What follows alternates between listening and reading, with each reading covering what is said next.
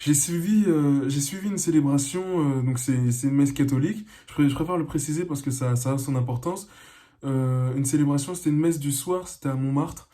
Et, euh, et c'était nul à chier. Voilà, je préfère le dire parce que voilà, on va droit au but et comme ça on passe pas par quatre chemins. C'était vraiment nul. Pourquoi? Parce que euh, il n'y avait pas le cœur en fait. Il n'y avait pas de passion. On sentait que le gars, il voulait faire sa célébration, il regardait personne dans les yeux, il regarde sa fiche, c'est tout.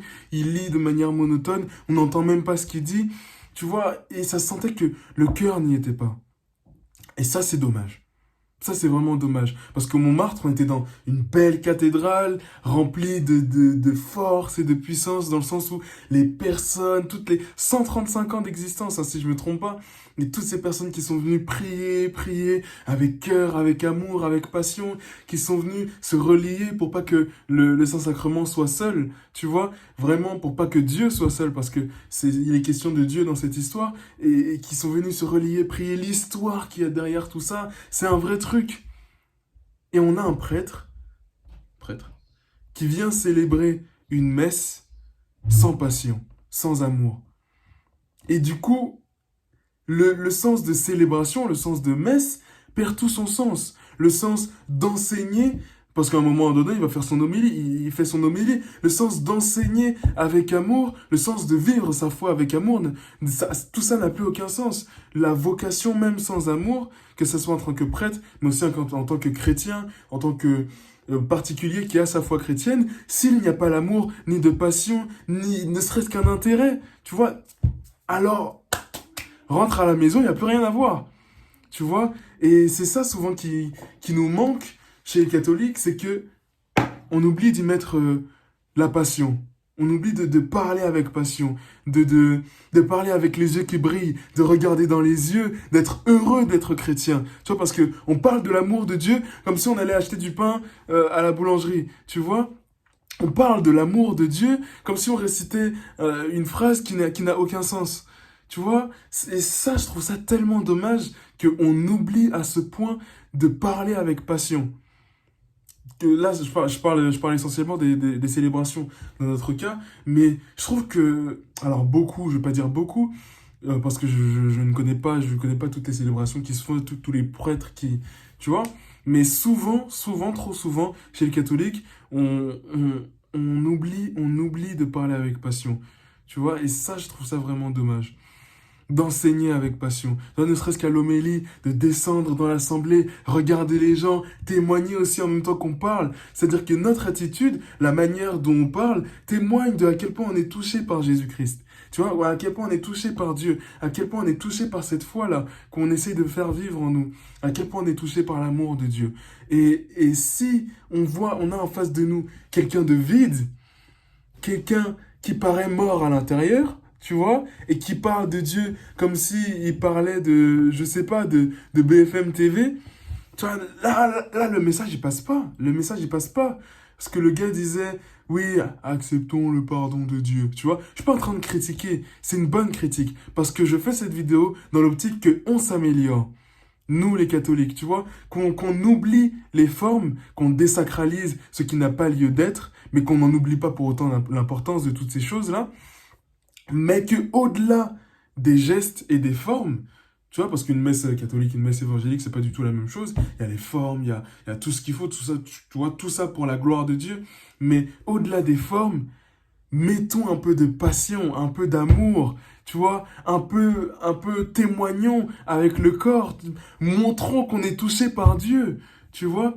Un prêtre, il est touché par Dieu. Normalement, il ressent en lui un appel, un amour profond de Dieu qui le pousse à donner sa vie pour Dieu de cette manière-là, parce qu'il y a plusieurs manières de donner sa vie à Dieu.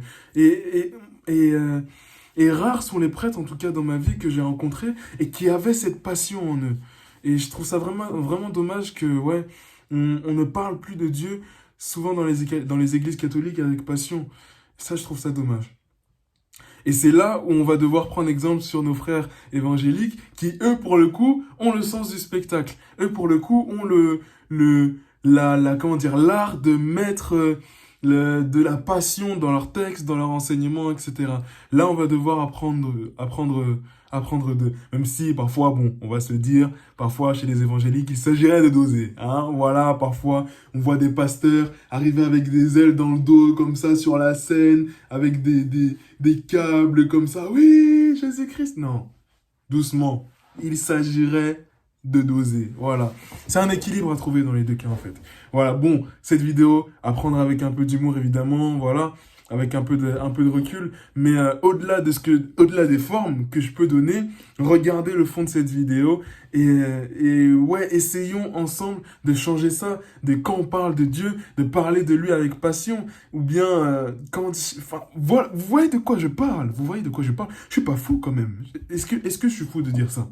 Est-ce que c'est fou de dire ça? Est-ce que je suis le seul à faire ce constat-là, que parfois on manque de passion quand on parle de Dieu? Hein, je suis pas le seul. C'est ce que Dieu m'a mis à cœur de parler aujourd'hui. Et voilà, c'est ce que je voulais partager avec vous aujourd'hui. C'est aussi simple que ça. Petite vidéo courte, efficace. Et ouais, n'oublions pas de mettre la passion dans nos textes et de parler, d'être en accord avec ce qu'on dit. D'être en accord avec ce qu'on dit. Oui, laisse-toi toucher par Jésus-Christ. Et on le dit de manière monotone, comme si après on avait un bus à prendre ou comme si après on devait vite passer à autre chose. Oui, laisse-toi toucher par Jésus-Christ. Tu vois, genre mettre les formes en rapport avec ce qu'on est en train de dire. Quand on parle de l'amour de Dieu, ne pas parler de l'amour de Dieu comme s'il nous était indifférent. Tu vois ce que je veux dire? Aller au bout des choses et faire les choses bien. Mettre le fond dans les formes, ou mettre la forme dans le fond. Bref, t'as capté ce que je voulais dire. Ça, c'est une question d'équilibre entre le fond et la forme. Et voilà, exactement, c'est ce que je voulais dire. Entre le fond et la forme. Je vais vous conseiller un compte TikTok que vous connaissez sûrement déjà. C'est le Père Mathieu. Je trouve qu'il fait un excellent travail de désacraliser ce qui n'est pas sacré dans la religion catholique. Et lui, pour le coup, quand il parle, on sent qu'il est touché par l'amour de Dieu. Donc c'est exactement de ça dont je parle. J'espère que vous avez compris le fond de mon propos ce soir. Vidéo encore assez tard parce que j'avais pas d'inspiration aujourd'hui. Je savais pas de quoi est-ce que j'allais parler. Mais j'ai réussi à parler quand même de quelque chose d'assez intéressant. Je pense. Dites-moi en commentaire ce que vous en pensez. Bonne journée, bon après-midi, bonne soirée. On est au jour 22. On s'accroche jusqu'à la fin. C'est bientôt la fin. Bonne soirée à tous. Salut.